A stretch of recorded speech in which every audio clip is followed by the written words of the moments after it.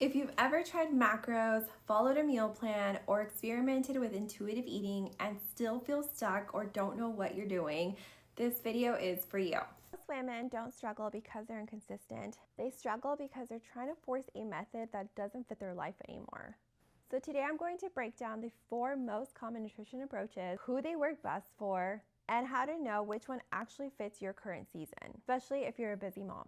Let's get started. Before we get into the methods, I just want to say this clearly that there is no bad approach. The issue isn't that these methods don't work, it's that too often women stay loyal to a method that isn't working for their lives anymore. When your life changes but your nutrition approach doesn't, frustration is almost always guaranteed. I'm actually a perfect example of this. I've done macros, I've followed meal plans, I've had seasons where I needed strict structure and it worked. But as my life changed, becoming a mom, juggling schedules, managing stress, those same methods started to feel really hard and heavy. And this is where so many women get stuck. They stay loyal to what worked once, even when their life looks completely different. I just want you to know that switching approaches doesn't mean that you're quitting, it means you're adapting. And if you don't allow your nutrition to evolve as your life changes, you're going to stay stuck forcing something that no longer fits. So let's start with macros. Macros involve tracking calories and macronutrients, your protein, your carbs, your fats, usually on a daily basis. The biggest benefit of macros is awareness. So you learn what food actually contains and how portions affect your results. Macros can be very effective, especially in seasons where you have the mental space for them. For me personally, macros worked during a season where structure was like my top priority. It allowed me to pay closer attention to nutrition labels and serving sizes, because when you're constantly tracking everything, like, you really learn where the calories are actually coming from in the foods that you're choosing. So it just it teaches you how to make better choices overall. But for many busy moms, tracking every single bite can become mentally exhausting. It happened to me, and I've seen it happen to so many other moms. Macros are going to work best for you if you like numbers and also if you're a detail-oriented person. It'll also work for you if you have short-term focused goals. There's nothing wrong with macros, they're just simply not meant for most moms to track long-term or forever. Next is intuitive eating. So this approach focuses on listening to hunger cues, fullness cues, and removing all food rules.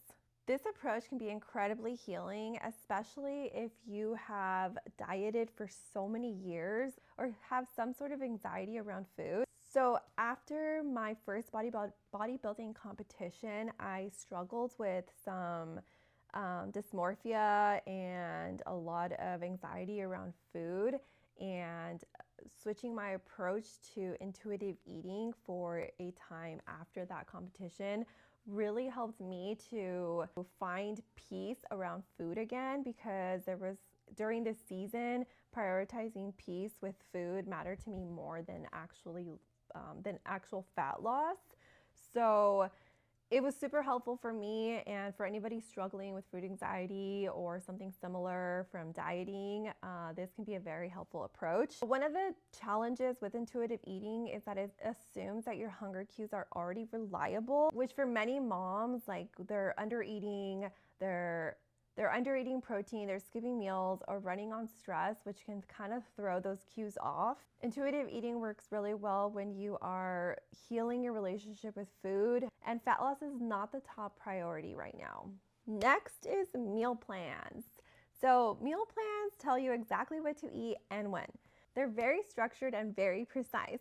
I personally used strict meal plans when I was competing in bodybuilding. And in that season, it made sense because the goal was very specific, the timeline was short, and being precise on every single thing that entered my body was so important during that season, because it really mattered how I showed up on stage. It really mattered to be at a very low body fat percentage, but it was also extremely rigid. I felt super restricted when eating out. Actually, I never actually ate out during that season.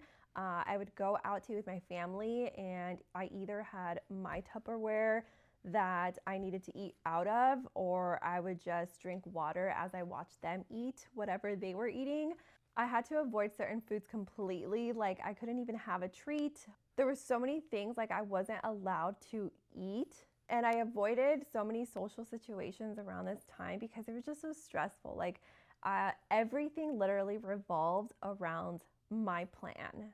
When you have this meal plan and it tells you what time you're supposed to be eating your breakfast, lunch, and dinner, how many meals you need to eat, what portion sizes, like you have to measure everything out accurately, then it just makes it very stressful when you have to eat every 2.5 to 3 hours to go anywhere for more than like 2.5 or 3 hours. So my life and everything that I planned around revolved around my meal plan. Meal plans work well in very specific seasons such as competitions or short-term goals that require you to be very precise. But for most moms, that level of strictness is just not realistic or even enjoyable long-term. Meal plans don't really teach you flexibility. They teach you compliance, like how well can you follow a plan. And once the meal plan ends, most women feel lost because they haven't actually learned how to make choices on their own. That's exactly what happened to me after my first bodybuilding competition, when I told you guys that I had to switch over to intuitive eating to kind of learn my body again, to learn how everything was working, to learn that I could enjoy foods that were not on my previous meal plan. Meal plans should be looked at as a tool, not a lifestyle. But even then, like, I would say that macros would be a better tool to use because it offers more flexibility. So hopefully you got an idea about how those 3 nutrition approaches work and if one of them would be best for you. And I want to talk about a 4th approach because this is the approach that I personally use now. So the final approach that I teach now and that I personally follow is a structured no tracking approach for busy moms. So this is kind of the middle ground between structure and freedom. You don't have to track calories or macros, but you also can't just wing it. Like you can't just eat whatever you want all the time. The approach focuses on prioritizing protein at every single meal, building balanced plates, understanding patterns over time, and having awareness without that obsession. I don't log numbers daily and I don't have my clients do that either, but you do need to know roughly what your maintenance calories are, how much protein you need, and how to read nutrition labels. Not so that you can track forever, but so that you don't ever need to. Think of numbers like training wheels, not handcuffs. This approach came from living my real life, not any theories. It's what works when you want results and peace at the same time. I wanted results, but I also wanted peace at the same time, and taking a little bit of each method and putting it into this structured approach really made such a huge difference for me in my life. And I don't feel like I ever have to go back to any other approach, because once you learn the basics and you apply it to your life, you're able to get results and sustain them, but you also know how to make tweaks if you ever want to change anything in your body. Like you take the tools and you use them to your benefit, you use them for your life, and you apply what is necessary in every area of your life.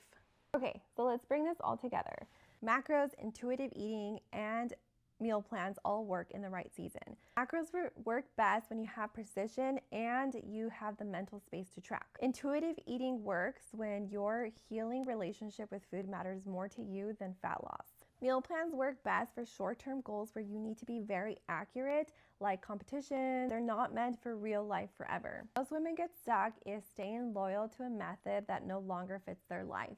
That's why I teach a structured, no tracking approach for busy moms. Structure to get results without tracking every single bite, enough awareness to make informed choices without obsession, and enough flexibility to actually live your life.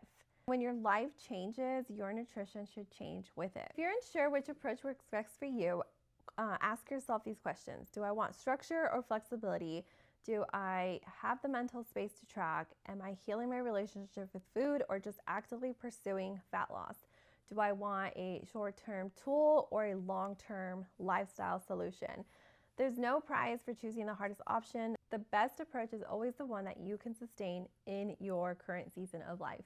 You're allowed to evolve and your nutrition should evolve with you. If you found this video helpful, like, share, subscribe, share it with another mom who needs permission to stop chasing extremes. Thanks for watching.